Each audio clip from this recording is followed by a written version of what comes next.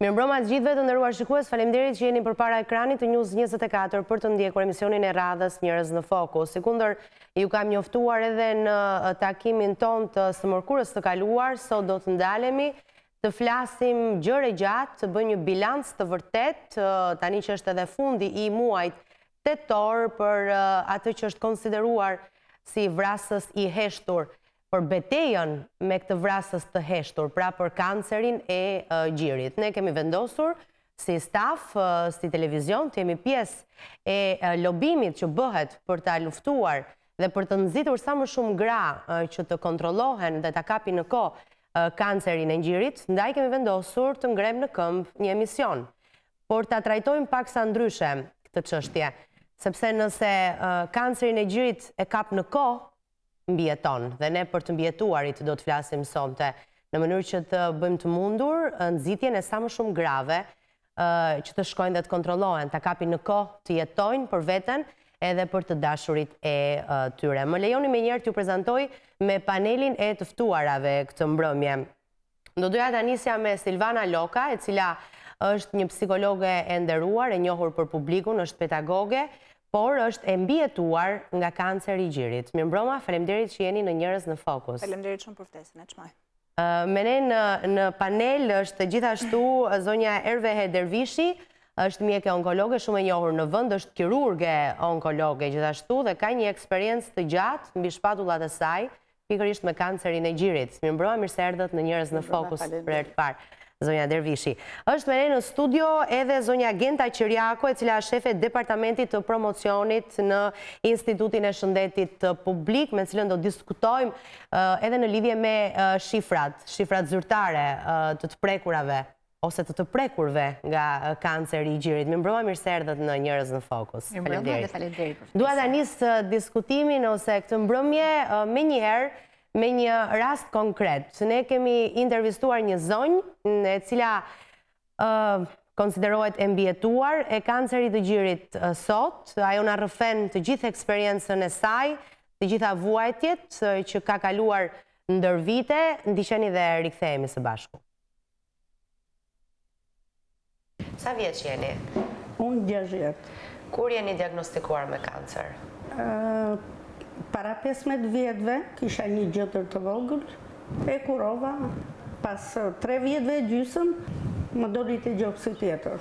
U operova? U operova dhe tani kam 3 vjetë e gjysëm që jam operuar nga gjoksi i majtë. Mjekët kanë ndërhyrë në mënyrë lokale të gjinjt apo ti kanë hequr ato? Jo, i kanë hequr të gjitha.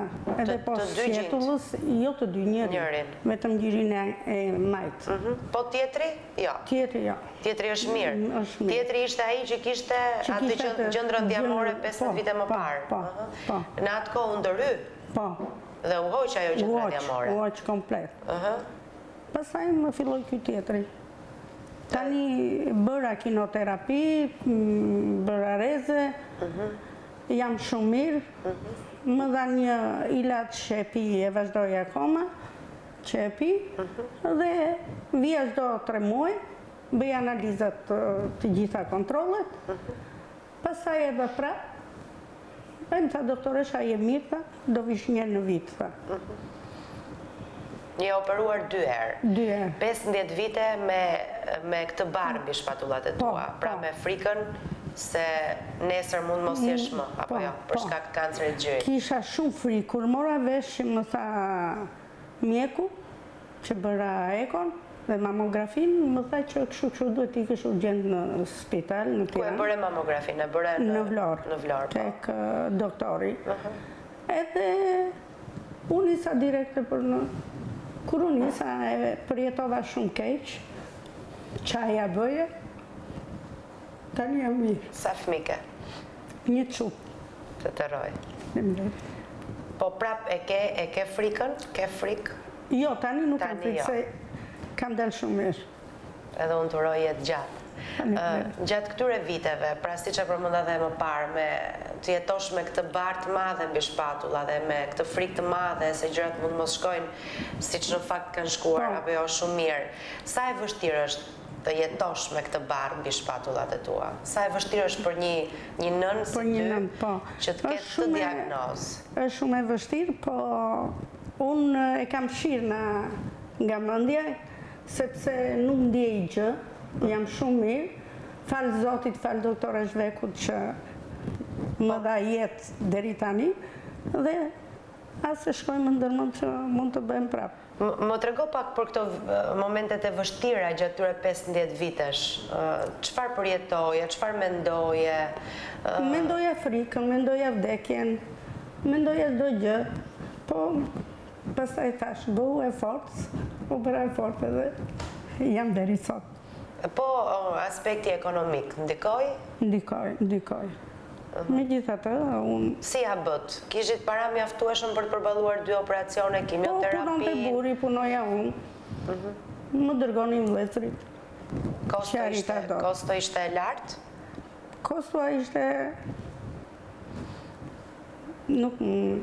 Si ta them... Pra keni harxuar shumë para? Kam harxuar, po megjithatë nuk i... Ja ka fletur sepse jeni mirë. Ja ka fletur dhe nuk i shkojnë ndërmend fare ato para. Sepse dola mirë. Po për anëtarët e familjes, sa e vështirë ka qenë? Shumë. Çfarë ju thoshin? Mban mend momentet kaluara me ta që flisnit për smundjen që ju kaloi? Mos ki frikë, sepse doktoresha të kanë thirrë shumë mirë, analizat dolën mirë. Do bësh për 5 vjet më ka dhënë një kokër ilaç që unë e pi, e vazhdoj akoma dhe tani jam mirë. Cili është apeli që do t'i bëje të gjitha grave? U bëj thirrje të gjithave grave që të mjekojnë, të vizitojnë, të bëjnë mamografi, eko, të mos a marrin me frikë. Ja ku jam unë, po jetoj sot. Ky ishte rasti i parë i intervistuar nga stafi ynë, nga Njerëz në fokus. Për Njerëz në fokus ajo vendosi të fliste hapur, të tregonte të gjithë eksperiencën e saj, madje edhe të bëheshe e bukur, sepse ishte shumë e lumtur për gjithçka kishte arritur, pra që ishte mirë, që jeton dhe që është mes nesh, por nuk është rasti i vetëm.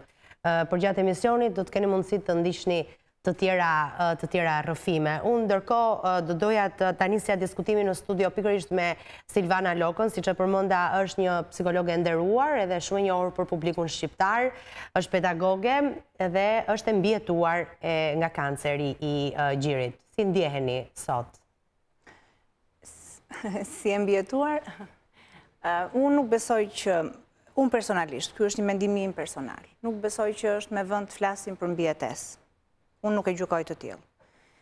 Është një betejë, është një luftë për jetën e cila ka beteja përpara.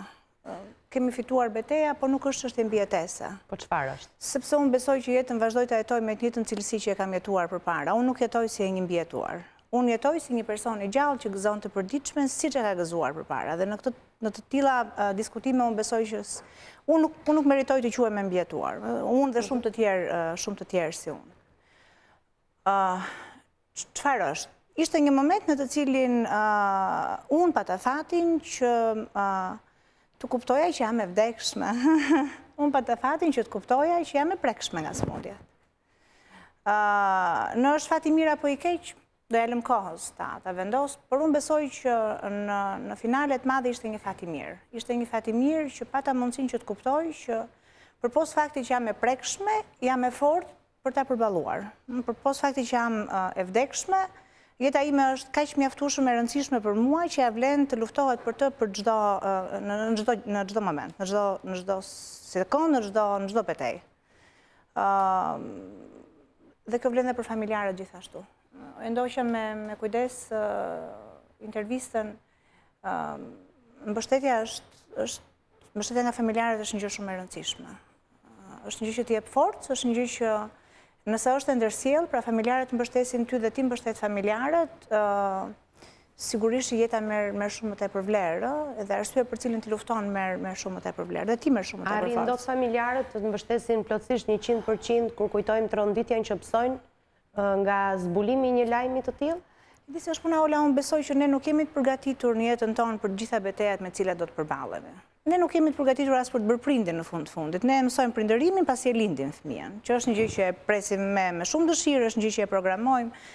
Ne në një farmase mësohemi gjatë rrugës se si të rritemi dhe se si të ballafaqohemi me betejat. Dhe edhe në këtë rast unë besoj që familjarët u mësuan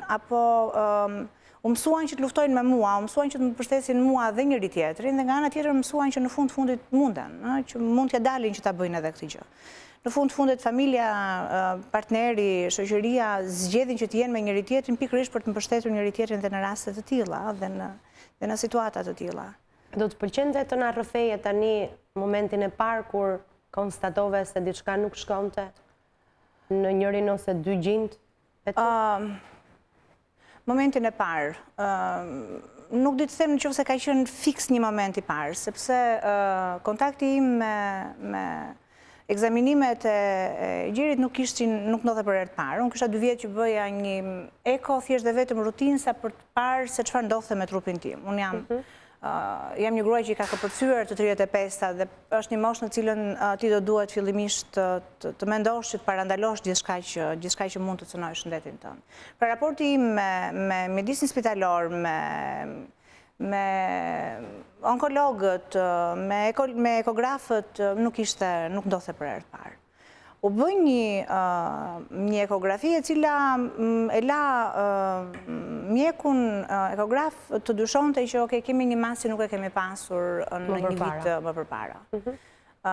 Aq mjaftonte që unë të kuptoja që nëse ka një gjë që nuk ka qenë në panoramën në një viti më parë, atëherë unë do duhet filloj të mendoj që kjo mund të jetë një gjë serioze. Më fal, kontrollet i bëje një herë në vit apo një herë në 6 muaj? Një herë në vit.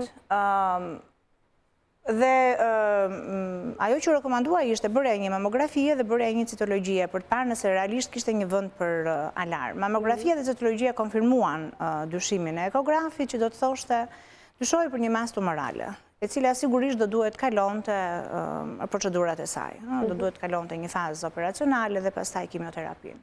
Më pyete për momentin e parë. Momenti i parë ishte për fatin tim shumë të mirë.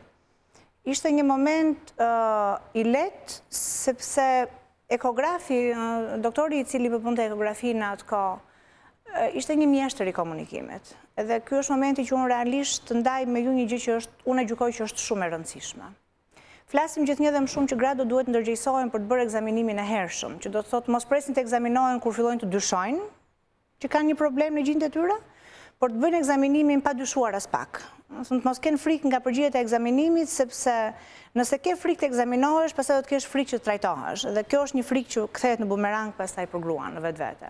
Kjo është gjëja e parë e rëndësishme, gjëja e dytë e rëndësishme, dhe që unë besoj që është ndonjëherë dhe shumë e rëndësishme se sa vetë gruaja të shkojë për ekzaminimin e hershëm, është komunikimi i mjekut me gruan.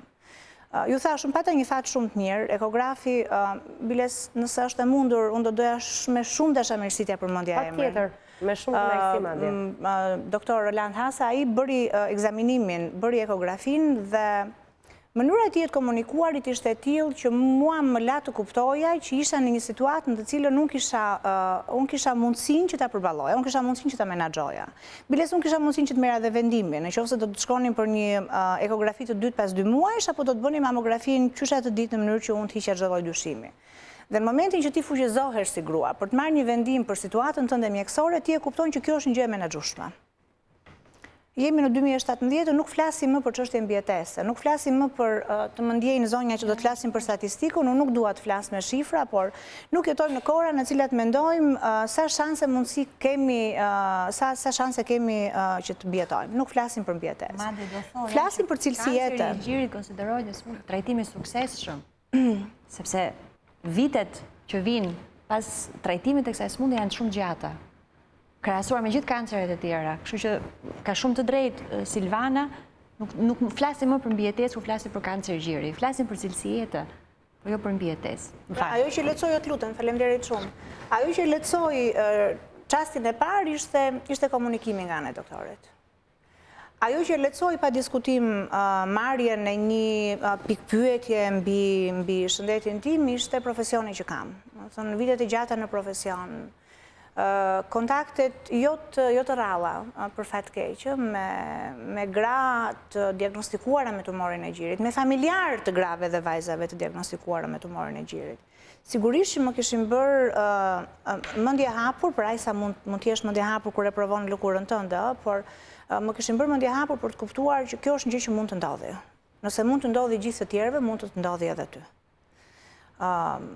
A kishte vështirësi pa diskutim. Tash mos prisni që unë të them që kur mora këtë lajm isha njeriu më i gëzuar në botë që unë kisha mundësinë që të ballafaqohesha me një betejë dhe të tregoja vetes se sa e zonja isha. Nuk është e lehtë. Absolutisht nuk është e lehtë. Po gjithë këto element më larguan frikën nëse unë do të mundesh apo jo. Frika ishte aty pa diskutim. Ne kemi në mënyrë të vazhdueshme frikë nga vdekja. Ne kemi frikë. Ne sot u gdhim me lajmin e tmerrshëm të kopshëm të vrasjes së një çifti në fillim të ditës. Frika nga vdekja është një gjë konstante. Ama të fillosh të mendosh se ti mund të përballesh me çdo gjë që mund të kërcënojë jetën tënde, unë mendoj që kjo është ajo që mua më ka ndihmuar. Do të vjen flasim. Mbaj mend në bisedat para zhvillimit para takimit në këtë mbrëmje, pra bisedat paraprake që kemi bërë, ju kujtoj si tani kur më keni thënë se kanceri i gjirit është i prekshëm edhe është i diagnostikueshëm në kohë, në krahasim me shumë kancere të tjera, ajo që edhe zonja Qiriako pohoi. Këtu flitet për mbijetesë ose jo, por fati i keq i shumë grave ka treguar që nuk jetojnë më për shkak të kancerit të gjirit. Andaj është konsideruar një mbijetesë. Nëse kjo është një terminologji që ne përdorim shumë në mjekësi, që flasim survivanca ose mbijetesa, do të janë studime statistikore që në gjuhën mjekësore gjithmonë ne i përdorim. Kështu që nuk, për mendimin tim, nuk ka ndonjë gjë pse mund ta përdorësh këtë fjalë, sepse në mbijetesë flasim të një infarktin akut, që nuk të las kohë të mendosh dhe jo të marrësh vendim. Flasim për një patologji tjetër akoma më agresive, që s'ke kohë të veprosh, apo për një traumë që mund të ndodhi diku në rrugë. Kurse, unë jam onkologe vjetër, po të më thoshin ndërmjet kancerit, je destinuar që ti të kesh një sëmundje, unë do zgjidhja gjirin. Do thosh pse? Sepse gjiri ka shpjegoni dhe publikut. Pikërisht. Gjiri është një nga kancerit më të bukura në thonjza, ta vendosim në krahasim me kanceret e tjera. Dhe mua më pëlqeu shumë kur ajo që ka Silva, domethënë, është një shembull i gjallë, një shembull jashtëzakonisht pozitiv, sepse nuk është më kanceri tabu, që të mendosh që unë nuk preka me kancer, tash do të bëjmë dalje nga shoqëria apo nga familja. Jo, ashtu sikur se preket nga diabeti, preket nga tensioni, preket nga sëmundje të tjera kronike, pulmonare që mund të jetë, e njëjta gjë është dhe kjo. Pra nuk ka pse të diskriminohet shoqëria që ky njeri është me një kancer dhe do t'i vendosim kufi. Nuk ka më kufi të tillë, pra nuk ka më tabu. Është kanceri më i diagnostikueshëm dhe më i trajtueshëm në krahasim me të gjitha llojet e kancerëve të tjerë. Atëherë pse ka vdekshmëri të lartë, doktore? Nuk është se ka vdekshmëri të lartë. Neve kemi vendosin diagnozës të vonuar. Pra, sa më shpejt që ta kapësh, vdekshmëria shkon 0. Pra, nuk janë të destinuara gratë në stadiet e hershme që diagnostikohen ose me gjendje prekanceroze ose me një kancer, një tumor në stadin e hershëm. Është komplet e trajtueshme. Dhe është e trajtueshme dhe në përfitimin estetik të bustit të saj që të mos dëmtohet, dhe në trajtimin ekonomik, sepse nuk ka shpenzime, s'ka nevojë të përdorësh trajtime të tjera, dhe njëkohësisht mbijetesa e saj është e pallogaritur. Pra quhen të shembull, ne patëm shembullin e gjallë, asaj është pacientja ime që unë e kam operuar. Ka 15 vjet, kaloi nga një filloi gjirin tjetër. Dhe është një rast vërtet, domethënë për ta patur zili që kjo grua me këtë kuraj arriti vërtet në shpenzime ekonomike, sepse është trajtuar privat, nuk është trajtuar në shtet, është paciente që unë e kam në vite, dhe rezultatet e saj urdhër ku janë. Kur ka ardhur atë ditë mbante fëmin për dorë, e mbaj mend këtu 15 vjet përpara. Fëmia ishte i vogël. Dhe në kohën që unë futa ta vizitoja, fëmia fillonte të qante pse unë prekja maman e vet. Sa që kur e kujtoj këto momente, sinqerisht më rënqetet mishi. Para ma flitet 15 vjet më parë. Çdo vit që mund të kaloj, mjekësia ndryshon. Aq më tepër onkologjia. Dhe në onkologji ka trajtime të shkëlqyera në stafjet shqiptare. Po flas përveç atyre që kemi vajtur, kemi marrë eksperiencë, më thash nuk dua që t'i bëj një reklam vetes time apo kolegëve të mi. Por nuk ka asnjë diferencë midis mjekësisë shqiptare dhe mjekësisë europiane. Kështu që në këtë drejtim është trajtimi i shkëlqyer. Dhe kush është favori, domethënë një kanceri të gjirit, sepse është organi vendosur në sipërfaqe. Me pak kujdes dhe me pak edukat, nëse një grua arrin ta ketë edukatën, ta kontrollojë gjirin e saj, të dallojë një gjë që ka dhënë natyra dhe pastaj deformimet e këtij gjiri, të cilat nuk i ka pasur në kohë, është një kryevepër. Kurse nëse ke një kancer stomakut, një kancer të mitrës, për shembull, nuk ka shenja të para ose të vezorëve. Vezorja është akoma më agresiv. Nuk mundesh që ti kapësh. E vetmi apel që bëri dhe Silva që më pëlqeu, është edukata shëndetësore që duhet ketë një grua. Në qoftë se një grua ka edukat me saj shëndetësore, këtë edukat duhet t'ia pasoj fëmijëve të saj, vajzave dhe çunave. Për arsye se jo vetëm kanceri prek vetëm seksin femër, është smundje që prek të dyja seksit, dhe smundje të cilat ne nuk e përjashtojmë dot. Asnjë nga ne që jemi këtu nuk mund të themi që unë jam e mbrojtur nga kanceri. Nuk ka imunitet në këtë mes. Ama sa më shpejt e zbulosh, sa më shpejt e diagnostikosh, sa më i bindur të jesh, domethënë, në rekomandime që t'jetë mjeku dhe të krijosh bashkëpunimi me mjekun, për të cilë Silva përmendi vërtet doktor Landin. Unë kam vite që kam punuar me Landin, bile në ato hapat e para Landi ka qenë pranë meje dhe ai bënte ekografinë, unë jepe anën profesionale në drejtimin e kirurgjisë onkologjike dhe është vërtet një nga radiologët më të mirë që ne kemi në Tiranë. Dhe jo vetëm që është më mirë, po ka dhe mënyrën e komunikimit jashtëzakonisht të këndshme. Nuk i kushton asnjë gjë një mjeku, pse mund të jetë komod dhe të jetë, domethënë, i butë dhe të ketë nivel për të komunikuar me pacientin. Pacienti që jep është i rëndë. Pacienti ndodhet në një siklet shumë të madh, sepse ka grupe pacientësh të cilët nuk pranojnë t'ua thuash që janë të smur, ashtu sikur se ka grupe i thotë, ma thuaj ta di dhe më thuaj çfarë duhet bëj. Pra janë dy grupe që shumë e vështirë të komunikosh. Dhe mjeku duhet bëj dhe psikologun. Do të ishte mirë që onkologjia të kishte psikolog të rangut të Silvës, sepse vetëm në këtë mënyrë ne folëm përpara, në këtë mënyrë arrin që ato pyetje të cilat dalin jashtë kompetencave të mjekut, psikologu mund t'ia shpjegojë shumë më bukur, me qëllim që ta bëj këtë grua apo këtë person që ka një kancer. Pastaj që ndoshta vlen të shtrohet për diskutime edhe në pjesën tjetër të emisionit, sepse janë aq shumë pacientë që shkojnë onkologjik nuk e dinë se do të përballoheshin dot nga një psikolog. Do të ishte nevojshme shumë e vështirë. Është e pamundur. Shiko, është e pamundur, nëse mund ta diskutoj këtë çështje. Është e pamundur sepse do të kemi një gjë parasysh. Bëhet fjalë për një sëmundje që është e predispozuar të jetë terminale. Do të thonë, sigurisht ne të gjithë do të bëjmë maksimumin që kjo të jetë një sëmundje që do të përfundojë me një fund të lumtur, por ti do duhet kontrollohesh në çdo 3 muaj. Pastaj në çdo 6 muaj, pastaj në çdo vit, pastaj një herë në 3 vjet, që do të thotë ti do të jesh në kontroll të vazhdueshëm me idenë që kjo është një sëmundje që ka shkuar, por ti je detyruar të kontrollohesh. Do thënë vetëm kaq mjafton për të kuptuar që do të kemi të bëjmë me rastin pozitiv, flas me një person që nuk e vuan më të qenurit të diagnostikuar apo që ta ketë tumorin brenda trupit. Vetëm kaq, vetëm në një rast të tillë pozitiv, mendoni që kontakti kaq i shpeshtë me mjekun, kontakti kaq i shpeshtë në ekzaminimet mjekësore, është nervashterus, është konsumus dhe mbështetja psikologjike është e rëndësishme për të person. Pastaj të shtojmë kësaj rastet kur diagnoza bëhet në stadie të vonshme, kur mosha e gruas është e re, mosha e gruas apo e vajzës është e re, kur gruaja mund të jetë me fëmijë të vegjël, kur aftësia e saj për të kuptuar rëndesën e diagnozës dhe kujdesin shumë të madh që do duhet bëhet për gjithë pjesën e post operacionit të kimios edhe të rimëkëmbjes.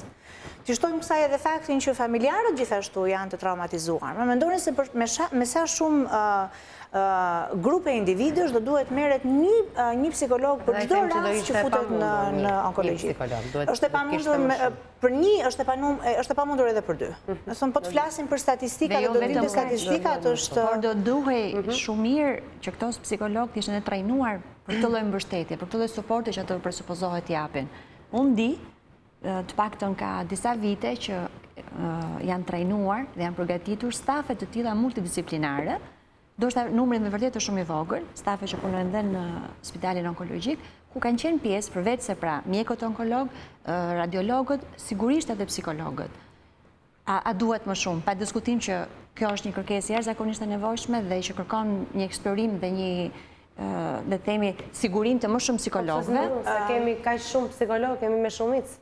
Po pra, po është e vështirë, jo çdo psikolog jep këtë lloj mbështetje. Ndoshta Silva mund të më mbështesi këtë. Këtë lloj psikologësh kërkojnë një lloj aftësimi dhe trajnimi të posaçëm. Megjithatë është një që mund të bëhet, më falni, që mund të ndërtohet që bëhet gjatë shkollimit, gjatë viteve të shkollës, ti profilizohet, zgjedh të profilizohet dhe mund të marrë eksperiencën jo të plot, apo jo, për një target group që do të mbuloj, pastaj kur të dalë dhe tjetë profesionist. Nëse më lejon të shtoj vetëm diçka argumenti, pa dashur që të flas si psikologe, sepse sot jam e ndërgjegjshme që nuk vi të flas si psikologe vetëm. Do flisni edhe si psikologe. Por ajo që dua t'ju them është një gjë, dua ta sjell në vëmendjen të atyre institucioneve që kanë në dorë vendimarrje të tilla.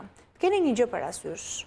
Shëndeti fizik dhe shëndeti mendor janë të lidhura ngushtësisht me njëri tjetrin, por sidomos në rastin e sëmundjeve me diagnoza terminale. Sidomos në rastin e sëmundjeve të tilla, Gjendja shpirtërore është ajo që përcakton edhe ecueshmërinë e trajtimit. Ti mund të jesh, doktoresha mund të më japi të drejtë në këtë pikë, sepse ka parë shumë më tepër pacient, nga shumë mund të kenë parë në këtë përvojë afatshkurtër të raportit që kanë pasur për shkak të diagnozës që kanë pasur.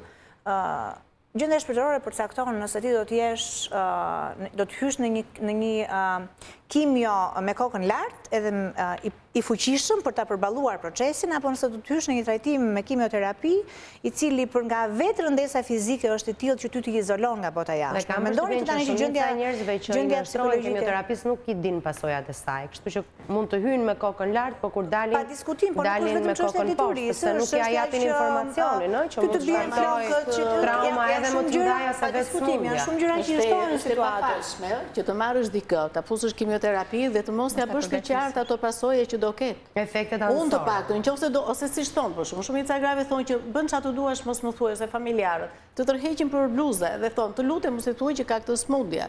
Po mirë më zotri, unë nuk po ja the. Unë do ta fus në operacion, do t'i heq gjirin. Kur dal nga salla do shoh një gjë ka mangët. Përse e hoqja? Kot?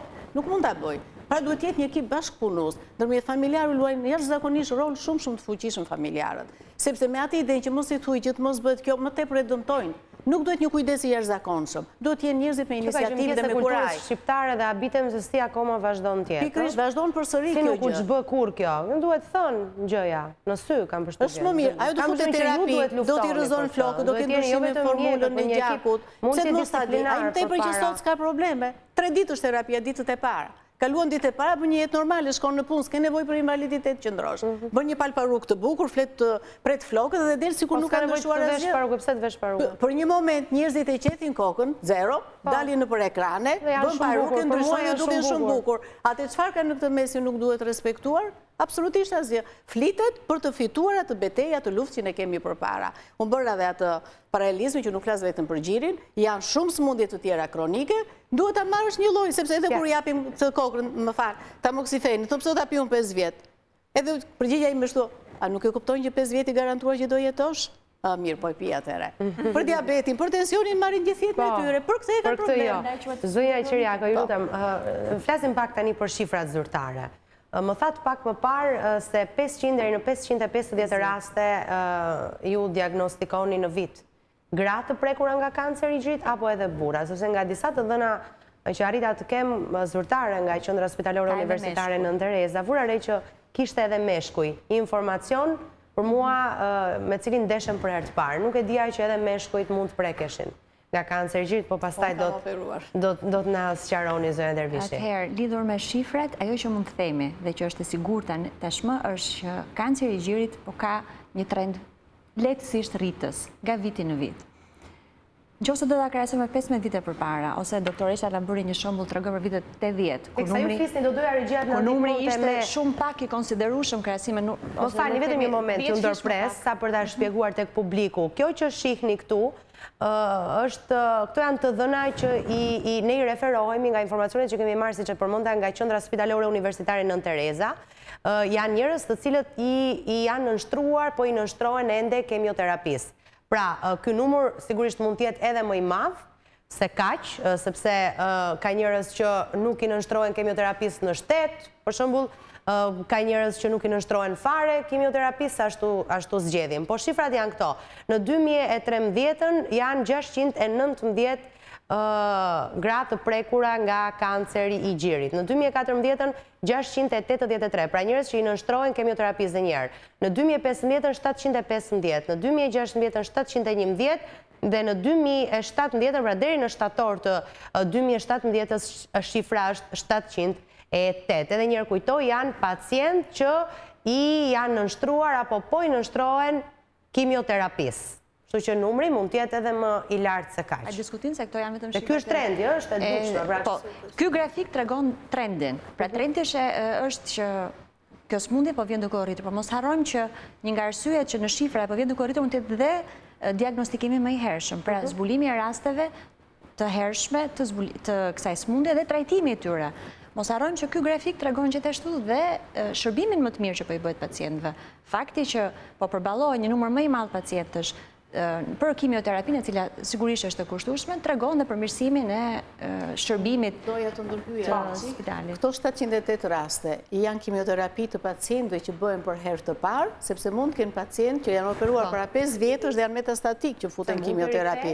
Patjetër, edhe mbas 10 vjetësh mund të kthehet. Kështu që ai thjesht që ky numër bëhet kimioterapi, por nuk është tregues i numrit në rritje. Nëse flasim për diagnozën e parakohshme, numri i kimioterapisë duhet ulet. Pse? Sepse nëse ne kapim stat të hershëm, s'ka nevojë për kimioterapi. Vazhdon hormonoterapi, kirurgjinë lokale, me ruajtje të gjirit, hormonoterapi dhe me kimioterapi s'ka nevojë. Kështu që këto raste mund të jenë në total që ky shërbim bën në një vit 708 raste. Janë kimioterapi të gjirit, apo janë kimioterapi vetëm të gjirit, atë duhet marrë në konsiderat që të ndahen janë të këtij viti, sepse nuk ka mundësi. Po të dalin 700 kimioterapi, nuk janë 700, 550 janë rastet e vitit. Ja ku janë vitet, po, 2013-2014. Ola, këto nuk janë rastet të reja, këto janë rastet ekzistuese, ku hynë pra rastet të reja dhe rastet të vjetra. Në efektin e kimioterapisë, po marrin të shërbim. 550 raste janë rastet të reja. Pra nuk është e njëjta skemë. Unë kisha fjalën që kjo është tjetër gjë, sqarova që janë pacient që bëjnë kimioterapi. Nën kimioterapi, ndërsa 550 raste të reja. Po rritet, pra lidhet së pari me diagnostikimin më të hershëm. Tani ne kemi fakte konkrete që ka raste që gratë pra në rritje, gratë po diagnostikohen më hershëm dhe po zbulohet më herët sëmundja. Një mundësi. Në 2002 ne kemi bërë një studi në Institutin e Shëndetit Publik, ku vetëm 2-3% të grave kishin bërë mamografinë. Pas 10 vjetësh ka shkuar 25-30% të grave. Mos harrojmë që gjithë ky kontingjent që ka bërë pra këtë ekzaminim depistues, nga ky kontingjent kanë rrjedhur dhe rastet që janë diagnostikuar. Kështu që diagnostikimi i hershëm mbetet një alternativë. Mos harrojmë informimi dhe ndërgjegjësimi i grave është më i madh sot. Sigurisht që kjo të ndihmon për të bërë një ekzaminim të hershëm dhe të ndihmon për të zbuluar nëse ke ose jo një sëmundje pra të fshehur e cila nuk ka dhënë shenja akoma. Depistimi apo screening pra të zbulon një sëmundje, këtë sëmundje kur ajo nuk ka shenja klinike. Prandaj kjo sëmundje konsiderohet e suksesshme, sikur se tha dhe doktoresha, sepse zbulimi i saj i hershëm pa filluar shenjat klinike të favorizon që ti të jesh. Kush konsiderohen shenjat klinike? Shenjat fizike të prekshme. E prekshmja pra. Dhe që ta preki vetë individi, në pacientat, këtë mundësi që ta preki masën në gjë, duhet jetë paktën të 2 cm, këtë nivel edhe martësia. Dhe ne flasim, sepse vetëm gjë që mund të ketë, thjesht ta preki me dorë 2 cm thot preka diçka, që mund të jetë kist, mund të jetë fibradenom, mund të jetë kancer, nuk i vdihet mund të jetë. Por që bën që të shkojë te mjeku. Ne nuk duhet të presim këtë moment.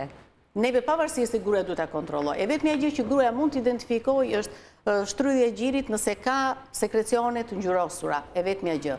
Kurse prekja nëse ka urgjentisht e mjekës, sidomos kur ato janë të errta. Kurse kur janë transparente nuk kanë ndonjë problem, megjithatë prapë nuk anashkalohen. Nuk duhet të ketë fare, domethënë nuk duhet të ketë normalisht sekrecioni. Kullostra dihet, çdo gruaj që ka lindur ka kullostrën e cila është si qumësht i trash, është më se normale, nuk do të ushtrojnë forcë mbas lindjes, do ta prekin ngadalë, kurse vajzat e reja, të cilat nuk kanë provuar lindjen, akoma nuk duhet ta kenë, nuk është normale. Kështu që neve nuk do të presin dhe 2 cm, dhe ajo të vite ku në kohën që ka 2 cm. Në ajo do të më vi me ekzaminimin ekografik dhe mamografik, që është në milimetra. Që e tregon nën 2 cm. Po tjetë nën 1 cm, pa tjetër që kapet një ekografist i mirë, asnjëherë nuk duhet që të, pavarësisht ato që shef, sepse duhet koordinohen, nuk ka onkologji vetëm. Onkologjia është multidisiplinare. Qose ekografisi shef një mazë, i thonë shko se s'ke gjë është benia, po shkisa më shumë bën gabim. Ekografisi gjithmonë pacientin që ka vizituar duhet ja kaloj senologun. Në senologu ai që duhet japi viston. Sepse ekografisi shef ka kiste tumore më thash, por nuk arrin që të shohë rrjedhjet e gjirit, nuk bën vizitën klinike sikur se e bëjmë ne. Nuk di më tepër në atë drejtime që ne kërkojmë për të zbuluar një kancer. Sepse ai në eko mund ta shohë, mund ta interpretoj për një moment gabim njerëzorësh, që kam të bëj me një kist nuk ka gjë. Ky kist duhet vënë emër.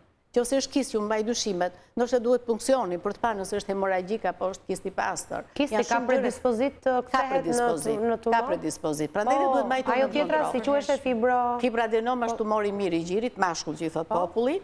Kështu që nuk është i rrezikshëm, vetëm gjë është problemi estetikës dhe ndryshimeve të kanaleve të qumshtit që nuk duhet të rritet si dimension sepse shtyni indi normal. Është të eliminohet me kirurgji apo jo? Me kirurgji po. Është 100% pa pasojë, pa komplikacione pasje. Është tumor benin, njësoj si dhjamra që mund të dalin në pjesët e tjera të trupit. Edhe diçka se duhet shkojmë në publicitet. Doktoresha, më thatë që keni operuar dhe meshkuj me kancer gjiri? Po, kam operuar disa bile. Disa kanë të njëjtën klinik, sikurse e kanë dhe gratë. krijohet e njëjta kokër në gjirinë e tyre, te meshkujt fatkeqësisht vinë më vonë, sepse meshkujt nuk e kanë këtë kulturë. Dhe vinë në kohën që lëkura fiksohet një tumor, që vete në stadin e 2 e të 3, domethënë të kësaj. Si shpjegohet që edhe meshkujt preken nga kanceri i gjirit? Të gjitha organet janë të destinuara të preken nga kanceri. Ne kemi pasur edhe tumore të zëmrës, si thua, sa më shumë në lëvizje tjetë organi nuk duhet implantohet, kemi kësoma të zëmrës. Pra, asgjë nuk është e përjashtuar për të mos u prekur. Dakor, po nuk ka formën e gjirit të femrës, ai mashkulli. Ka gjiri rudimentar. Çfarë? Është gjiri pa zhvilluar, rudimentar. Dhe indi mamar që ekziston aty brenda jep. Ashtu sikur se jep ginekomastin, që është hormonale, rritjet e gjive të burrat, që ka shumë raste që vinë e bëjnë kirurgjinë estetike.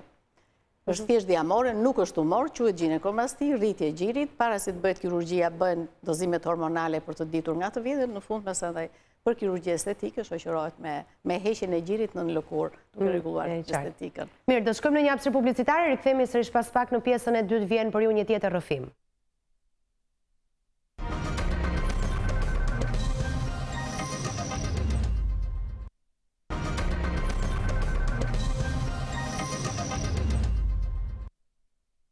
Rikthehemi sërish së bashku në transmetim të drejtë për drejtë, po flasim për betejën me vrasësin e heshtur dhe do t'ju ftoja të ndiqni tani një tjetër rrëfim. Sa vjeç jeni? 53 vjeç. Kur u diagnostikuat me kancer të gjirit? Para 11 vjetëve. Si e zbuluat? E mbani mend? Kisha një djegje gjiri, gjatë kohës që po bëja banjo, e kuptova dhe erdha për vizitë te doktoresh. Kishit vetëm një djegje gjiri? Po. Dhe pastaj kur bët banjo, u vetë kontrolluat, e kontrolluat vetë gjiri? Kontrollova nga gjiri, pastaj preka diçka me dorë vetë, direkt. Në cilën zonë të gjirit? Në pjesën e poshtme? Në pjesën e mesme të gjirit, pjeka poqja diçka, pastaj erdha te doktoresha për vizitë. Dhe çfarë ju tha doktoresha? Doktoresha më tha që do bëjmë analizat dhe duhet ndërhyr te gjiri. Pra ju tha që ju kishit kancer gjiri? Jo, do bëjmë analizat tha dhe pastaj do ndërhyjmë te gjiri. Ke nevojë për ndërhyrje. Unë nuk pranova fillimisht, se kisha dëgjuar shumë keq për kancerin e gjirit. Qaja beja nuk behem nuk shu dhe falë doktoreshe vehes. Edhe motrës time më detyruan, u operova dhe jam kjo që jam sot, mbas 11 vjetëve. Mbas 11 vjetëve. Kur ju operuat, mjekët ndërhyn tek ajo pjesë lokalizuar e gjirit, apo juve ju ahoqën gjirin? Jo, pjesa e lokalizuar ishte goxha dhe i zmadhuar, por Ju nështruat kimioterapisë më pas? me mjekime. Me mjekime, jo kimioterapisë. Po. Çfarë ndjet momentin që zbuluat se diçka nuk shkonte në gjirin tuaj, pra prekët një masë? Po. Çfarë përjetuat, e mbani mend? Përjetova një diçka shumë të keqe, kështu dhe nga ana mendore me fjalë dhe kështu demoralizova komplet. Mirë po. Po nga se kishit frikë? Kisha frikë se kisha dëgjuar që kur janë njerëzit me kancerin e gjirit, femrat me kancerin e gjirit nuk shpëtojnë. Më ishte ngulosur kjo mirë dhe kisha shumë frikë, nuk bëhesha operacion. Mirë po? Po pse nuk bëhesha operacion? Mendoje që po të bëhesha operacion? Po operova do vdes. Askush nuk duhet ketë frikë, duhet amposhti. Kuraja është gjëja më e madhe. Ajo e më poshtë smundjen.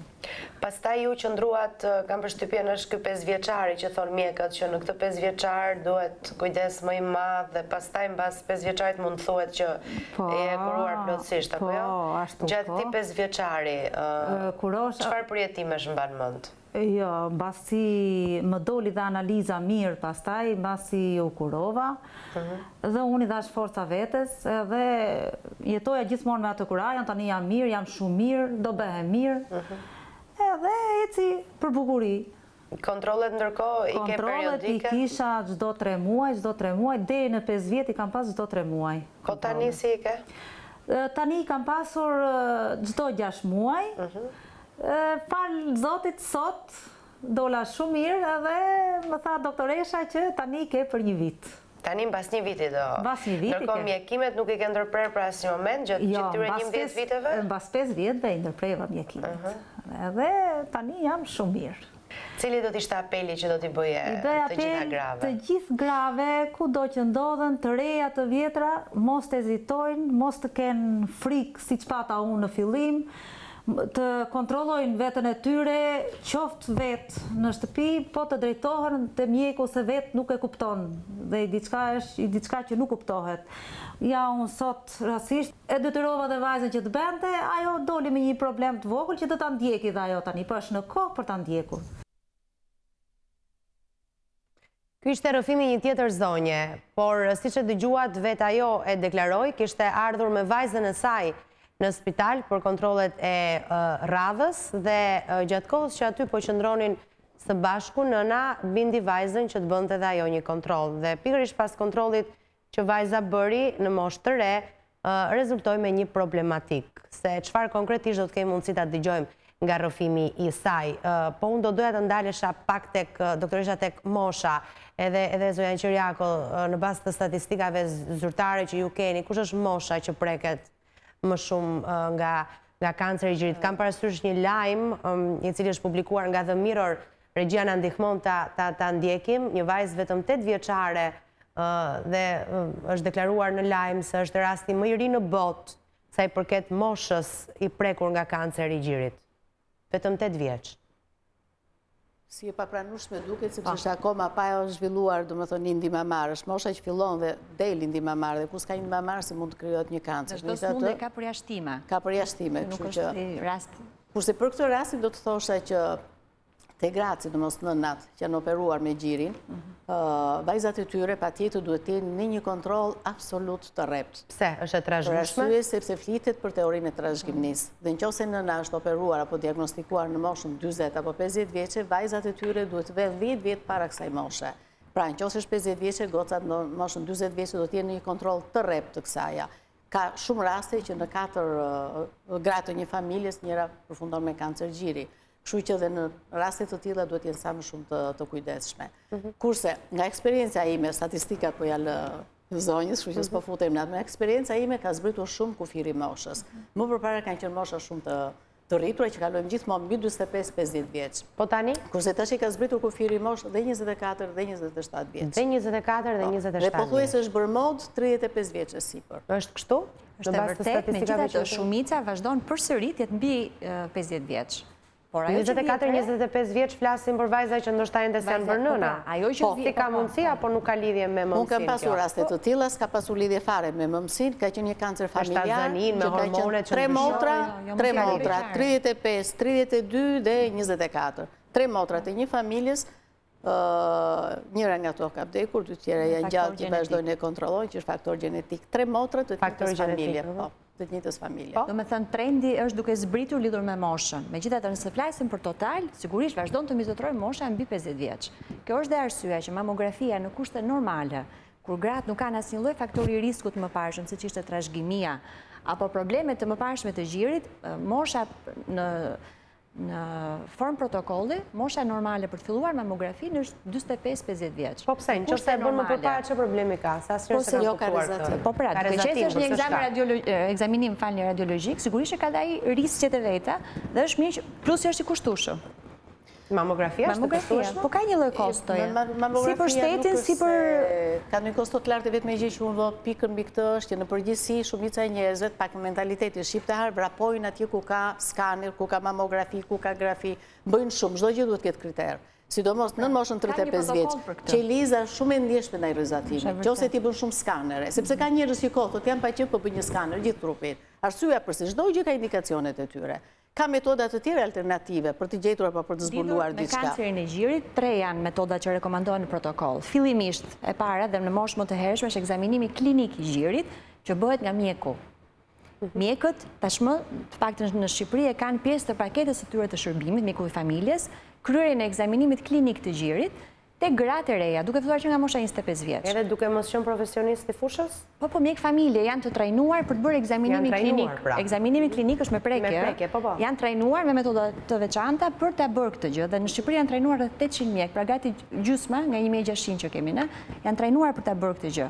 Plus dhe stafi tjetër të mbështetjes. Në gjithë Shqipërinë, çdo mjek familje e ka detyrë dhe term reference, ekzaminimi klinik të gjirit. Dhe jo kur gruaja vjen me një shqetësim. Ky është ekzaminim rutin, siç është marrja e tensionit. Kjo është e para. Hapi i dytë është ekzaminimet e tjera depistuese që janë mamografia dhe ekzaminimi ekografia në raste kur pra nëse s'ka arritur mosha 45 ose 50 vjeç, kur gruaja pra ka një shqetësim tjetër. Dhe në kushte pastaj të standardizuara mbas 45-50 vjeç është rekomandohet për gjitha gratë për të bërë mamografi. A keni një shifra sa prej sëmundjeve të gjirit, jo domosdoshmërisht kanceri i gjirit, po problemet ndryshme të tij janë kapur nga mjeku i familjes? Po pa diskutim, mjeku i familjes e referon, pastaj tek mjeku klinicist, që është ose në spitalet rajonale, ose në spitalin qendror. Madje në shumë raste, gratë nuk shkojnë vetë tek doktoresha. Vinë të rekomanduar nga mjeku familjes. Problemi është sa më herët kapet kjo gjë, sepse si shtaj doktoresha, nëse ajo kapet nëpërmjet prekjes që e ka zbuluar vetë gruaja, nga një prekje rutin, pra faza është pak më e avancuar. Ideale do të ishte që të kapi sa më herët. E paprekshme. Ja ku shohim nga një njerëz zakonshëm. Për këtë gjë dohet të bëja një ndërhyrje që mjeku familjes vërtet ka kontributin e tij, por ne nuk do të ngelimi në atë që folëm, që ta prek me dorë. Mjeku familjes përveç vizitës klinike patjetër çfarë do lloj moshe femrës, që në momentin që lind, pra që bën pubertetin, e derisa plaket ekon e gjirit nuk ka asnjë rrezikshmëri, duhet ta bëj. Sipas protokollit, njërë në vit apo njërë në duhet patjetër. Jo, njërë në 6 muaj, njërë në vit, dhe sipas moshe. Nëse eko e pare 2 dali normale, mund të vazhdojmë se njërë në vit, pas problem. Shohim edhe grafikisht pra grup moshat e prekura, 55-64 vjeç, kjo mbas të informacioneve zyrtare, 45-54 vjeç, 35-24 vjeç, 65 vjeç e lartë dhe mosha më pak e prekur duke se është 25-34 vjeç. Por po të flasim 20 vjet më përpara, mosha 25-34 s'ka pas pacientë. Pacientë vinin mbi 45 vjeç. Pikërisht, sepse tash ka ndryshuar shumë gjëra. Edhe ushqimet që ne ham nuk i kemi ushqimet bio siç i kemi ngrënë më përpara. Dhe mbi të gjitha, po them një gjë që është më se rutinë tash, dhe që ka bërë vaki, vajzat e reja, vajzat e vogla, në moshë 11 vjeç u vjen cikli. Kur në periudhën tonë vinin 17 vjeç. Pra ka një pjekuri seksuale ose hormonale shumë të shpejt të vajzave dhe sigurisht që ka dhe ndikimet ambientale dhe ndikimet ushqyese. Pra janë shumë faktorë që ndikojnë. Nëse mund të pyes, Silvana, kur u diagnostikove me këtë sëmundje? Pra sa vite ke, sa vite më parë? Në mars të këtij viti. Në mars të këtij viti. 38 vjeç mosha. Edhe di çfarë nuk kanë që po flisim për statistika dhe shikoj moshën. Më vjen në mendje vetëm një gjë, për të thënë çdo gruaje dhe çdo vajze që asnjëra prej tyre nuk është statistik. Që do të thotë të mos rinë nga koltuku dhe të mendojnë që meqense unë jam 24 vjeç, unë nuk jam te këto statistika dhe unë nuk do duhet të shqetësohem. Nuk jemi statistik. Në fundit, duke qenë se ekzaminimi i hershëm është ai që përcakton ecurinë, përpos pastaj edhe zellit edhe kurajës, këto janë gjëra që i shtohen sipër. Për aq kohë se ekzaminimi i hershëm e garanton suksesin, do duhet kuptojmë që gjithë secila prej nesh e ka në dorë suksesin. Suksesi varet nga vetë ne. Në fundit kryefjala do të ngelet ekzaminimi i hershëm, pra të mos presim që kur ne të jemi në moshën që sipas statistikave është më e riskuar të shkojmë edhe të diagnostikohemi. 38 vjeç unë nuk kisha asnjë arsye për të menduar që isha e riskuar. Bëja një jetë shumë të shëndetshme, profesioni që kam lejon që nga ana shpirtërore dhe atje ku ka gjëra që nuk shkojnë, të gjej me njëherë ekuilibrin dhe të rikuperoj emocionalisht dhe mendërisht veten. Gëzoj një jetë lumtur familjare, jam nënë 2 fëmijëve, nuk kam pasur ndonjëherë probleme shëndetësore që të më vënë në kushte alarmi dhe të them që shikoj, do duhet të shikoj statistika në këtë fushë dhe në këtë fushë të di sa e riskuar jam. Bëja një jetë shëndetshme dhe ekzaminimi nuk ishte të bënte me a jam pjesë e statistikave apo jo. Pjesa genetike nuk ishte ndonjë të veçantë që unë të vija duart në kokë. Biles, për hir të së vërtetës, atje ku unë bëra operacionin, ndërhyrjen dhe pastaj kimioterapin, më është thënë nga doktorët që sot është një praktik. Do me thënë, gati ka ngelur si rutin pjesa e të pyeturit a ke ndonjë familjar të diagnostikuar me tumor të gjirit apo jo, sepse nuk është më gjëja më e rëndësishme. Nuk është faktor deciziv, që do të thotë ti duhet të alarmohesh të shkosh për të kontrolluar gjirin vetëm në rast se ke një familjar diagnostikuar hershëm. Do të thonë, rastet e reja pa pasur background gjenetik janë të shumta, nuk ka lidhje, për shkak të gjithë faktorëve që doktoresha përmendi dhe për të tjerë që ndoshta ne nuk i dim akoma. Më leo të them diçka, se e nisëm këtë pjesë të dytë nga intervista e zonjës që kishte marrë vajzën me vete. Në fundit do duhet kuptojmë që raporti me shëndetin edhe kujdesin ndaj shëndetit tonë është një lloj përgjegjësie jo vetëm ndaj vetes, po edhe ndaj familjes. Thënë ti je nënë e 2 fëmijëve, ti je baba e 2 fëmijëve. Flasim edhe për të marrin në rastin e meshkujve. Do duhet na ndihmojë që ta kthejmë në kulturën tonë për kujdesjen tonë shëndetësore, edhe për hir të fëmijëve. Jo vetëm sepse sa më të shëndetshëm të jemi ne, aq më mirë do të kujdesemi për fëmijët. Por sa më e lartë kultura jonë e shëndetit, kultura jonë për sjelljet e shëndetit, aq më mirë do të modelojmë sjelljet e shëndetit tek fëmijët. Ekzaminimi i hershëm do duhet kthehet në një diskutim të zakonshëm të familjes, jo vetëm për tumorin e gjirit. Më leo ta zgjeroj pak diskutimin.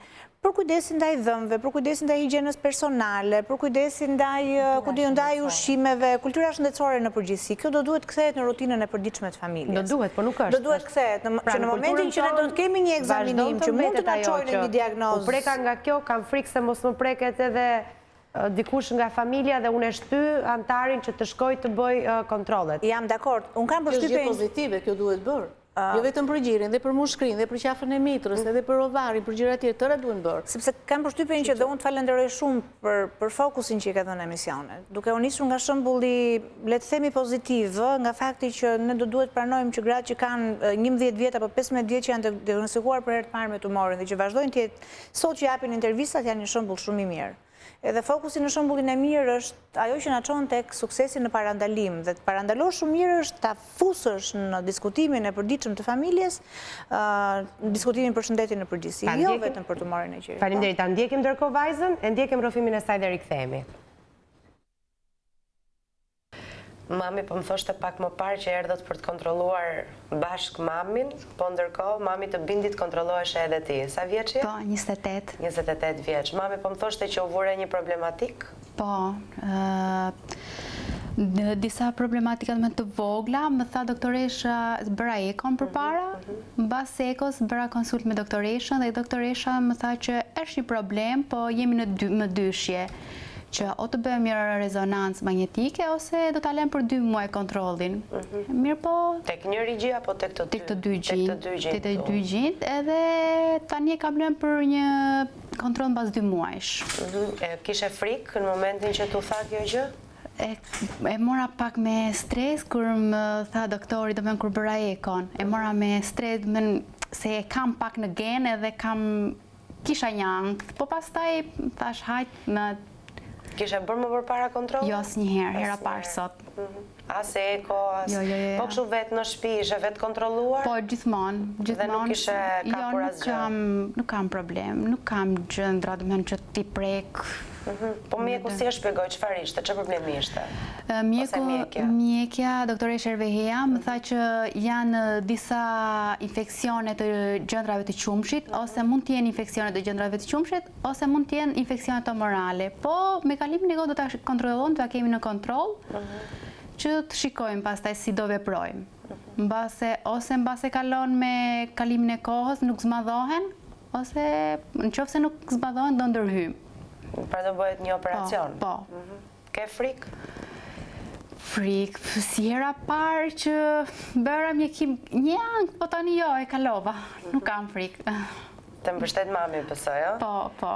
Siç kam mbështetur mamin, besoj se dhe mami mua.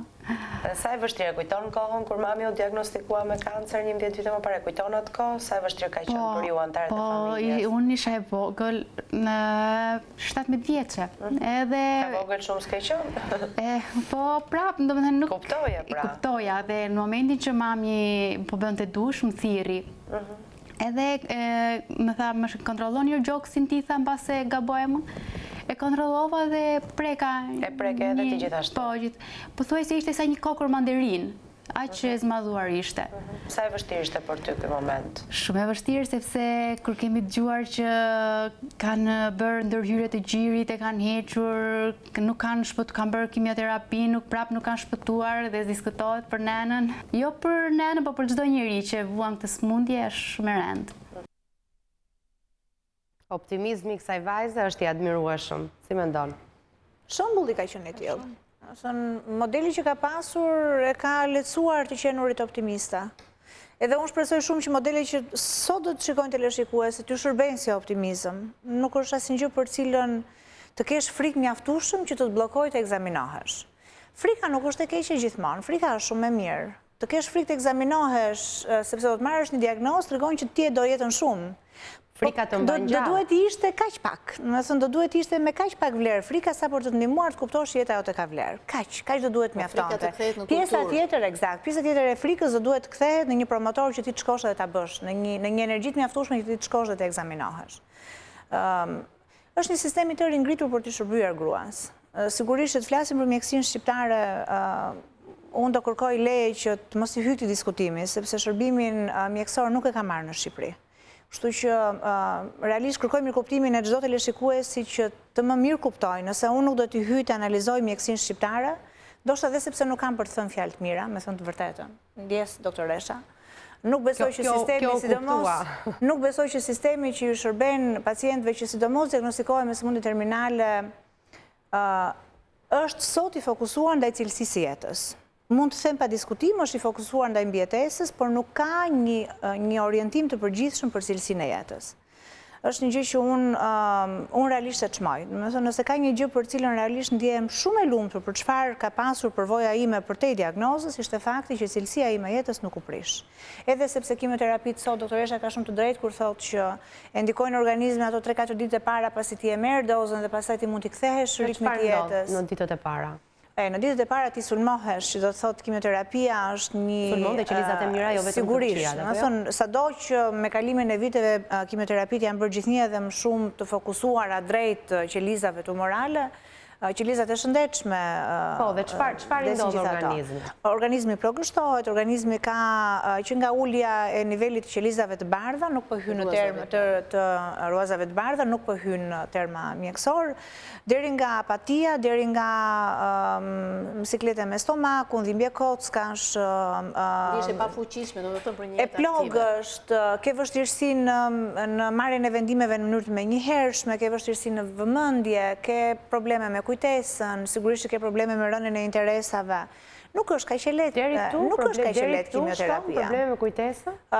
Probleme me kujtesën të natyrës që ti nuk ndihmohesh sepse ti je kaq debël, sa ti nuk ke më entuziazëm për të kujtuar nga kujtesa jote emrat e njerëzve që mund të mos jenë shumë të rëndësishëm, po të duhen aty për atë moment. Po si ja bëre, Silva, kur ishe në këto momente, çfarë i thoje vetes? E di që të ka ndihmuar shumë profesioni që ke pa diskutim, po duke rrëfyer ti, pikërisht ti, ndjes që po të drejtoj me ti, po për shkak të afrimitetit që kemi krijuar së bashku.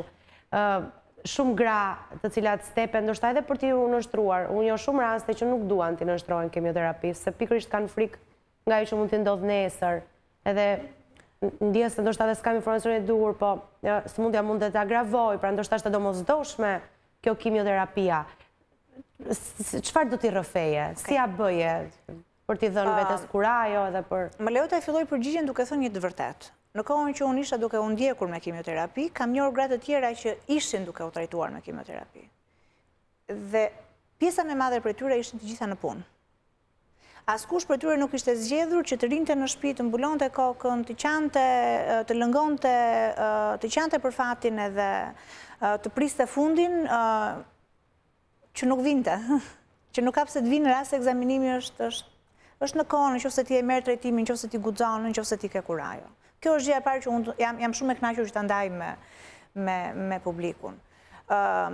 Si zgjodha unë të bëja, pavarësisht se duke qenë psikologe dhe pedagoge gjithashtu, unë do të kisha kontakt vazhdueshëm me shumë njerëz. Patologja që më ndiqte më thotë që Silva, unë gjykoj që është e përshtatshme që të largohesh nga puna, edhe sepse periudha e prillit-marsit ishte periudhë virozash dhe duke qenë se për shkak të kemios, ruazat e bardha të gjakut, sigurisht formula e gjakut ndryshon në atë periudhë, më thotë që është më mirë që ti të mos e vazhdosh punën. Në atë kohë unë fluturoja një herë në 3 javë dhe vija për 2 ditë, kthehesha ditën e tretë, i them shiko, do ta bëjmë një provë. Unë po bëj kimion e parë dhe po e shoh. Okej, unë po premtoj që do të shkoj në punë. Vinë në Shqipëri, kimia ishte e parë, ju thash, unë fizikisht kësha qenë shumë e fuqishme deri në atë periudhë. Kohë e thash, Silva, unë nuk do të rriqem. Nuk do të rriqem sepse në momentin që e gjeja vete me bizhama në shtëpi të shtunë të diele, ishte një apati që mua nuk më ndihmonte. Të hënën jap vetes forcë dhe nisem për në punë. Dhe kjo gjë ndodhi për 2 javë e gjysmë deri në kimion e tretë, në kimion tjetër pas 3 javësh. Kur shkoj në kimion e dytë, doktoresha po më shikonte nga përtej hallit edhe po më priste e buzëqeshur. Më përshëndet, si dukesh, si shkoj, mirë, i them, më thot, ti ke shkuar në punë. I them, po si e kuptove? Sepse më thot, shkëlqimi i syve të tu nuk është një shkëlqimi një gruaje që ri në shtëpi. Pavarësisht se mund të kesh ndonjëherë me fëmijët edhe mund të kesh bërë gjëra që një grua mund të zëri veten me punë në shtëpi, por ky është shkëlqimi i syve që vjen nga një gruaje angazhuar. Dhe kjo është një gjë që mua më bëri të besoja që të shkuarit në punë ishte pjesë e zgjidhjes, ishte pjesë e menaxhimit të mirë të situatës. A ishte e vështirë pa diskutim, a ishte e lodhshme pa diskutim. Në qoftë se rrugën nga shtëpia për në punë, unë në kushte të tjera e bëja për 20 minuta, në ditët e para pas kimios ai rrugë më shkonte deri në 50 minuta. Më thonë, shkoja atje, shkoja e djersitur, shkoja me marrje fryme, sigurohesha që të merra ndresa të tjera që të mos ftohesha. Por këto ishin sakrifica shumë të vogla që ja vlente bara qeran t'i bëje, në mënyrë që e përditshme e jote të mos ndryshonte katërcipërisht, të mos prekej ajo që unë kam pjesë time, që është profesioni im, që është puna ime, që është kontakti me kolegët, që është pjesa e përditshme. Ju thash, është një gjë që është e vështirë, por është një gjë që është e mundur. Edhe sot kimioterapia nuk është më kaq e rëndë sa ka qenë vitet të shkuara. Se ka ndryshuar mjekimi në Shqipëri. Është bërë më lehtë, është bërë më menaxhueshme fizikisht. Edhe mjekimet që merren pas kimioterapisë, ndjes doktoresha, edhe mjekimet që merren pas kimioterapisë, që lehtësojnë shqetësimet me stomakun, shqetësimet me kockat, ato që janë mjekimet mbajtëse, ato e lehtësojnë goxha pjesën e simptomave e atyre që ndjekin kimioterapi. Unë do të shtoja që nuk është më e frikshme kimioterapia në ditë e sotme. Pak të unë me eksperiencën time goxha vite të tëra, dekada bile. Shumica besojnë që është e panevojshme, që humbet komplet... Jo, kimioterapia ka bërë një revolucion... Shkatron njeriun edhe... Ka bërë një revolucion në onkologji. Më përpara ne kur operonim gjirin, nuk bënim më ruajtje gjiri. Hiqnim gjirin dhe jo vetëm gjirin, por hiqnim dhe muskujt që ishin, për që quaj hallshtet në atë kohë. Dhe ishte operacion jashtëzakonisht i madh dhe invalidizues për gruan. Me hyrjen e kimioterapisë është bërë një revolucion në trajtimin onkologjik. Vërtet kimioterapia ka ato pasojat, efektet anësore. E më thash, por është domosdoshmëri. Ka trajtime me kimioterapi në mënyrë ekselente. Me para si të futeshim, një paciente që unë e kam të shtruar dhe sot po të shkosh, ka bërë 4 kimioterapi, është moshë e re, 42 vjeç. Nuk më besoni që të them që tumori i saj është komplet i zhdukur. Nuk ka bërë operacion, nuk ka hequr gjirin, e ka zhdukur komplet. Sepse varet nga përgjegjshmëria që mund të ketë tumori ndaj mjekimit. Dhe që të arrish këtë përgjegjshmëri duhet bërë studimi histologjik i tumorit, imunohistokimia e tumorit, studimi që do të bëhet hormonal i tumorit. Janë shumë gjëra që bëjnë grad e maligniteti i tumorit, dimensioni i tumorit dhe shumë gjëra tjera. Dhe në moment që merr vendimin për të bërë një kimioterapi, e cila është e domosdoshme, kurse një operacion të madh, për shembull në një grua të re që nuk do ta heqë gjirin, atëherë dimensioni është 3 cm, gjiri është i vogël, nuk mund ta bësh. Atë fillon me kimioterapi, edhe mund të vazhdosh dhe me hormonoterapi, një trajtim dhe janë këto linjat e reja që janë futur studimet është i trajtimit kancerit gjirit, nuk e kanë lënë më o kirurgji o s'ka. Rezultatet janë pothuajse shumë të mira, por në ato raste që kimioterapia dhe hormonoterapia është e pranueshme dhe është efikase. Kjo është kryesorja. Vetëm tek ne ndodh që kimioterapia t'i lë gratë invalide në shtëpi. Unë jam plotësisht dakord me Silvën. Për arsye sepse kimioterapia ka ato 3-4 ditët e para. Por një intelektuale që nuk ka një punë të lodhshme, nuk them për ato gra që punojnë gjithë ditën në bujqësi, ato është e pamundur që të shkojnë sepse forcën fizike sigurisht që bie, sepse kimioterapia vërtet dëmton qelizën tumorale, por ka efekte edhe në qelizën normale, e cila shoqërohet me ato që unë i thash në fillim të emisionit. Bien forcat imunitare të organizmit, nuk duhet të djersitet shumë gruaja, nuk duhet të lodhet, nuk duhet që të rinë ambiente me gripra, me infeksione, sepse një bronkopneumonie në kimioterapi ka pasoja goxha serioze. Por nuk do të thotë që një grua, një arsimtare, një intelektuale, një mjek, një gazetare që ka një kancer dhe që ka bërë kimioterapinë të shkputet nga aktiviteti. Kjo s'është fare drejt. Absolutisht jo. Sepse me gjitha nga ana psikologjike ndikon shumë, ndihmon shumë gruan që ajo të jetë fort dhe të luftoj për veten e saj. Dhe asnjëherë nuk do të pranoje që gratë kur të thuash për kimioterapi thotë nuk do ta bëjmë. Në fund do bëjnë ato mjekime që janë të domosdoshme. Në qoftë se ne duhem të arrijmë në fund asaj lufte që kemi nisur dhe ta fitojmë atë. Kështu që aq më tepër është një sakrificë të cilat ne jemi nëna, ne kemi provuar dhe ato dhimbjet e lindjes, edhe operacionet në lindje, edhe komplikacionet që kanë pasur, në fund e kemi fituar një fëmijë. Po ta shohim në këtë që t'japim sa më tepër optimizëm te gratë, atëherë do bëjnë një sakrificë të tillë, por në fund do fitojnë një jetë, do jenë përsëri nëna të këtyre fëmijëve që kanë. Kështu që mua nuk më duket diçka e panevojshme të mos bëhet kimioterapia apo e frikshme, që bëra kimioterapia dhe unë do mbyllim, do izolohem. Absolutisht. Kalojnë ato momente dhe gjithçka kthehet normalitet. Ka edhe një gjë që mund t'ja shtoj këtij diskutimi, merakun sepse një pjesë e mirë e grave nuk duan të bëjnë kimioterapinë, që është rënja e flokëve. Në pamjet parë duket sikur pamja jashtme është gjëja më e fundit që një person i diagnostikuar me tumor të gjirit duhet të mendojë, sepse gjëja e parë dhe vetme që do duhet mendojë është mbijetesa. Po flasim në momentin që mbijetesa nuk diskutohet më. Është bërë operacioni dhe ajo që propozohet të bëhet është kimioterapia. Nëse kimioterapia fillon dhe merret, sigurisht një ndër pasojat, jo të gjitha skemat e kimioterapisë, dhe kjo është një gjë që do duhet ta themi dhe do duhet ta dëgjojnë ata që do të dëgjojmë me vëmendje ata që po na ndjekin. Jo të gjitha skemat e kimioterapisë rrëzojnë flokët. Dhe një rrëzofshin, flokët dalin prapë. Flokët e mia tregojnë që flokët dalin prapë. Unë e kam darë dhe diku tjetër në një dalje televizive këtë gjë që unë do dua ta rithem. Atje ku unë trajtova me kemioterapi, kishte dalë një terapi e re, ato i quanin cold cap, ishte një kapuç i ftohtë, i cili vendose në kokën e gruas që bënte kemioterapi, në këtë rast unë e kisha me intravenoz. Vendose për aq 1 orë gjysmë, 1 orë 3 çerek që zgjaste terapia dhe i vënë në kokë, ai bënte që folikulat e flokëve të mos digjeshin nga mjekimet e kimioterapisë. Dhe flokët binin, nëse i referohemi prapë statistikave, për aq sa mund të kesh statistikë të rënies së flokëve, diçka tek 15-20%, floku mund të dobësohej pak, por gruaja mund të kishte flokët në kokë. Dhe unë kam parë në kohën që bëja kimion, shumë gra dhe vajza të reja të cilat e mbanin këtë kapuçin e madh në kokë me shumë qese, me shumë akuj brenda, dhe kur mbaronte terapia, ato i hiqnin dhe. Unë zgjodha të mos e mbaja. Pse? Jo për çështje ekonomike. Më thënë, t'ju them çmimin, për një seancë ishte vetëm 17 euro.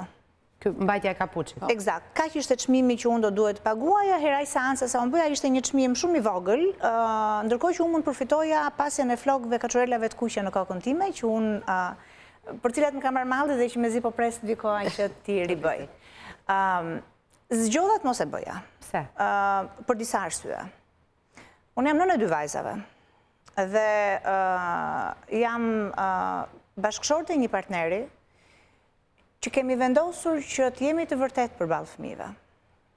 Sigurisht profesionet që kemi na ndihmojnë ta bëjmë këtë gjë, por unë besoj që kjo mund të ndodhi dhe mund të kthehet rutinë e përgjithshme në të gjitha familjet në Shqipëri. Të jemi të vërtet përballë fëmijëve. Unë u diagnostikova me tumor të gjirit. Dhe kjo është një diagnozë për të cilën vajzat e mia do duhet jenë shumë të qarta në pjesën tjetër të jetës. Unë vlerësova që të mos lejoja që flokët e mia të binit për aq kohë sa kimioterapia rrezonte flokun. Ishte një skemë me kimioterapia që rrezonte flokun, nuk thash ti rrezoja flokët me zor. Unë zgjodha që vajzat e mia të shikonin gjithë diagnozën nga fillimi deri në fund. Nëse në 2027 do të ketë një kimioterapi që nuk do të rrezoj flokët për asnjëra nga diagnozat, le të jetë në 2027. Në këtë moment kimioterapia ime rrezonte flokët dhe unë doja që vajzat e mia, pavarësisht se kanë diferencë moshe, e madhja ishte 13, e vogla ishte 8 vjeç në atë kohë. E madhja mund të kuptonte, e vogla nuk kuptonte shumë se ç'bëhej. Ne ju dham gjithë informacionin që ato kërkonin, për aq sa fëmia e kërkon informacionin. Pyesin vazhdimisht. Pa diskutim. Është një pjesë që mungon si jashtme, nuk është stomak, nuk është veshk, është një gjë që në pamjen tënde të jashtme mungon. Dhe unë atë periudhë kohe përveç rënies së flokëve që zgjodha që të më binin pikërisht sepse doja që në memorien e vajzave të mos kishte ndonjë dyshim nëse nëna ka qenë diagnostikuar ndonjëherë apo nuk do duhet jetë pjesë e padijshme kjo gjë, e pa konsumuar verbalisht. Nga ana tjetër gjëja që bëja është i kam lejuar shumë shpejt vajzat e mia që të më shikonin ndërhyrjen kirurgjikale. Që të më pyesin nëse kisha dhimbje apo jo, që të më pyesin se si ndjehesha pas ndërhyrjes. Të kanë pyetur? Edhe njëherë tuta. Të kanë pyetur? Më kanë pyetur dhe jo janë përgjigjur. Janë përgjigjur atyre, po, patjetër. Dhe janë përgjigjur atyre, janë përgjigjur partnerit, janë përgjigjur prindërve të mi, janë përgjigjur prindërve të tim shoqi, tim vllai, njerëzve të afër që më kanë pyetur. Që vinë në tilla raste. Jam e hapur të përgjigjem pyetjeve, sepse është një përvojë që unë besoj bezdisur. Nga pyetjet e pafundme, e imagjinoj që mund të jenë shumë njerëz që mund të të ndalojnë edhe të pyesin. E di çfarë, Rola, jam shumë e kënaqur që e ndaj të përvoj me ju. Unë vërej që njerëzit din të tregohen shumë të mirë në rastet të tilla. Jo rrejshëm, jo të tregohen në mënyrë hipokrite. Realisht njerëzit ishin shumë të kujdesshëm edhe kur pyesnin. Janë shumë dhe të kujdesshëm kur të mbështesin. Që dua të them absolutisht në asnjë situatë vetme nuk janë bezdisur nga pyetjet që mund të më bëheshin, sepse përpara se të më pyesnin, të gjithë njerëzit ishin të kujdesshëm në pyetjet që bënin. Biles, unë kam përshtypjen që nuk kam pyetur aq sa do të duhej të pyesnin. Gjëja që unë vija re edhe te kolegët e punës fillimisht, edhe te familjarët, larg familjes vogël, tek komshinët në lagje, në përgjithësi vija re një lloj stepje për të më pyetur. Kur ranë flokët, gjëja që bëra duke qenë se ishte edhe dimër, floku koka ishte krejt qerosa. Unë zgjodha që të mbaja shalle me ngjyra, paruket i përdora shumë tanë, edhe paruket kur i përdora i kam përdorur më shumë për të bërë humor në familje, dhe më shumë luanim me gocat, njëri vija unë paruket, njëri ato, ndronin veshjet, sepse në fundit ja vlente që ta merje me të qeshur edhe këtë situatë. Dhe gjëja që kam vëre është njerëzit kur filluan të kuptonin që kishte një gjë që nuk shkonte, që unë nuk po i vija shallet sepse unë isha moderne, dhe kjo ndodhi shumë vonë. Biles, më lejoni t'u them me shumë siguri, komshia ime që ishte shumë ngjitur me mua, që më kishte parë gjatë gjithë periudhës, më ka pyetur vetëm 2 ditë pasi unë kisha bërë ciklin e fundit të kemios. Dhe më thotë, Silva, unë jam shumë kurioze të di, pse e mban shamin? Sepse, okej, kam kuptuar që nuk e bërë muslimane, më thotë, nuk e ke shamin për çështje fetare. Kjo është gjë që e kam konstatuar. Po pse e vë shamin? Pse nuk del asnjëherë nga shtëpia pa shamin? Në atë kohë ishte një periudhë dimri dhe pastaj ishte periudha, domethënë mars që unë bëra ndërhyrjen, prilli dhe filloi jo dimër, po ishte një vap shumë e madhe dhe unë nuk mund të lija kokën në diell, edhe sepse dielli është i dëmshëm edhe për ato që ndjekin kimioterapi. Dhe i them, nuk e ke kuptuar që unë kam kaluar përmes kemioterapisë? Dhe më thot, lutem betau. Pastaj i them, mirë, hajde afrohen çik më afër dhe më shikon më me interes, më me vëmendje. Dhe shikon që vetullat dhe qerpikët e mia nuk ishin më. Më thot, nuk bien vetëm flokët, po bien vetullat dhe qerpikët, absolutisht. Dhe pastaj e çuditur filloi të më pyeste si ndodhi dhe ajo që dua t'ju them është që ndarja e përvojës është një gjë që mua më ka shërbyer për mirë. Po, këtë do të pyesja, pra të ka shërbyer. shërbyer. Mua personalisht më ka shërbyer për mirë. Se ka shumë njerëz që preferojnë të ndajnë eksperiencën. Dhe unë e respektoj. Dhe s'tregojnë. Dhe unë e respektoj. Asnjënit madje nuk ja tregojnë se çfarë kanë. Ola, nëse më pyet si e diagnostikuar me këtë sëmundje, unë them që për mua personalisht ishte një ndihmë shumë e madhe të ndaja përvojën. Nëse më pyet si psikologe, pa diskutim që do të them që po, të ndash përvojë me të tjerët është një gjë që të ndihmon. Absolutisht të ndihmon. E nëse më pyet se çfarë ndodh me njerëzit që zgjedhin që të mos e ndajnë, sigurisht do të duhet të them që unë respektoj zgjedhjen që bëjnë. Ajo që dua t'ju them veç është që nëse ndjejnë që e kanë të vështirë të ndajnë me familjarët, e kanë të vështirë të ndajnë me partnerin, me kolegët, të zgjedhin të ndajnë me një profesionist. Psikologët janë gjithmonë profesionistët më të mirë që të ndihmojnë dikë të kalojë të tilla përvoja, të tilla eksperienca. E imja ishte një përvojë dyfisht. Nuk është se unë harita do t'i bëja psikologun vete, sepse nuk kulesha do të përballë për të bërë psikologun. Por besoj që gjithë ajo që unë kam ndërtuar në profesionin tim vit pas viti më ndihmoi shumë për të kuptuar që të ndaja përvojën me tjetrin ishte një ndihmë shumë e madhe, edhe për mua, edhe për familjarët e mi. Absolutisht, edhe për familjarët e mi, edhe për partnerin tim, edhe për vajzat e mia. Edhe për kolegët e mi. Të ndaja përvojën me ta ishte një lloj mënyre për ta bërë të vërtet gjën. Për ta bërë të vërtet dhe për t'i hequr gjithë të tisin e një gjëje që është e frikshme dhe që është e tmerrshme dhe që është e pa përballueshme. Po e përballojmë. Janë të shumta mesazhet që kanë vritur në faqen e emisionit Silva dhe që të përgëzojnë për gjithçka ke rrëfyer sonte.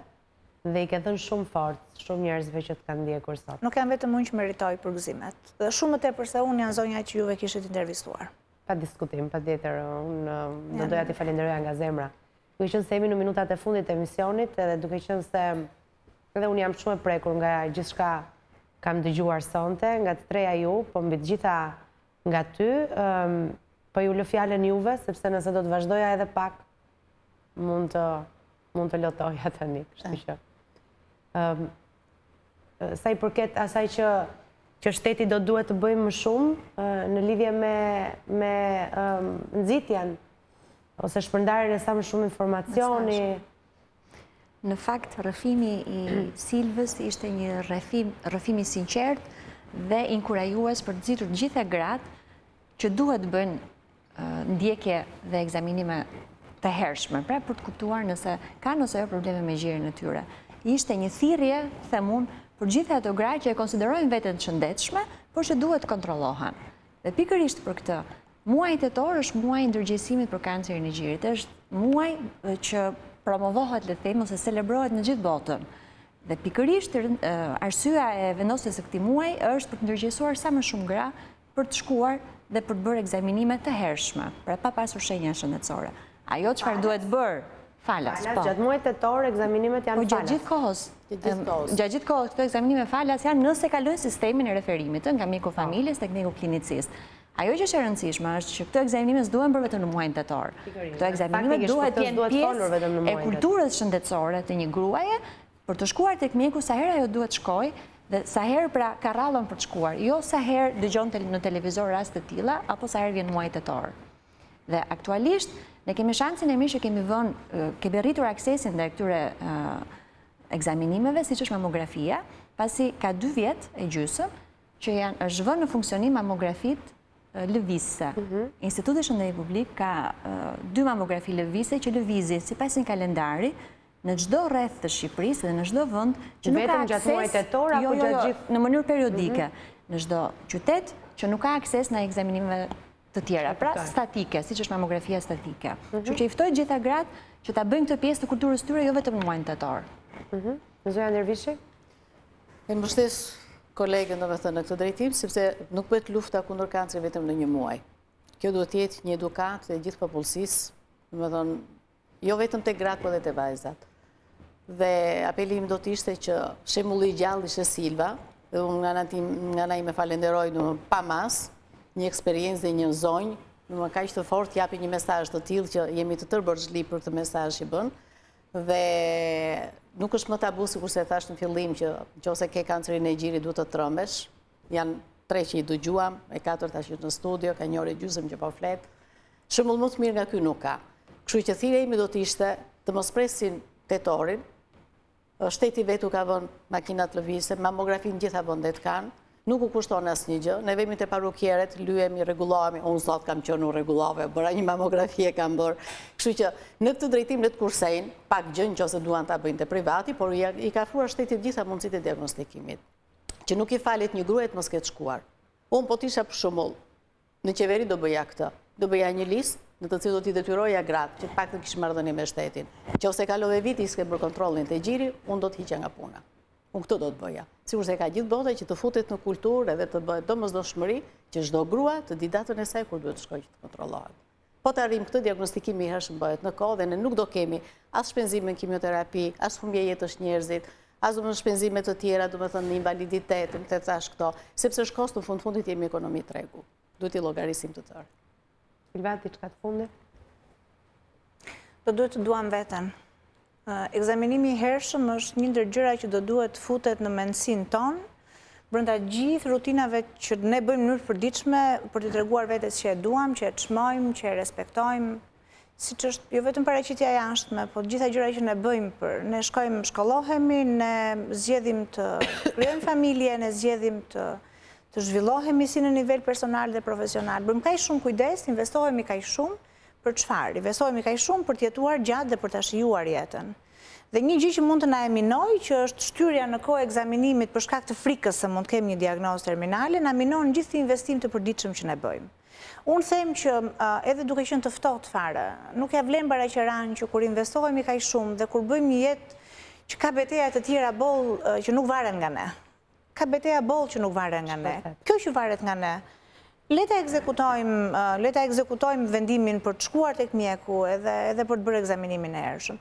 Është një betejë që është plotësisht në dorën tonë për të fituar. Unë e besoj shumë fort këtë gjë. Është një betejë që është në dorën tonë për të fituar. Le të bëjmë ne aty që na takon. Mjekësia pjesën e vet, media pjesën e vet. Dhe unë falenderoj nga zemra që ishit me mua këtë mbrëmje dhe ju falenderoj vërtet në emër të gjithë teleshikuesve që ju kanë ndjekur me shumë vëmendje me bindur. Faleminderit shumë. Faleminderit për ftesën. Unë personalisht kontrollet shëndetësore i bëj aq të shpeshta sa shumica e familjarëve të mi, rrethi im i ngushtë i miqve më konsiderojnë jo normale, po më pëlqen shumë të jem jo normale në këtë drejtim.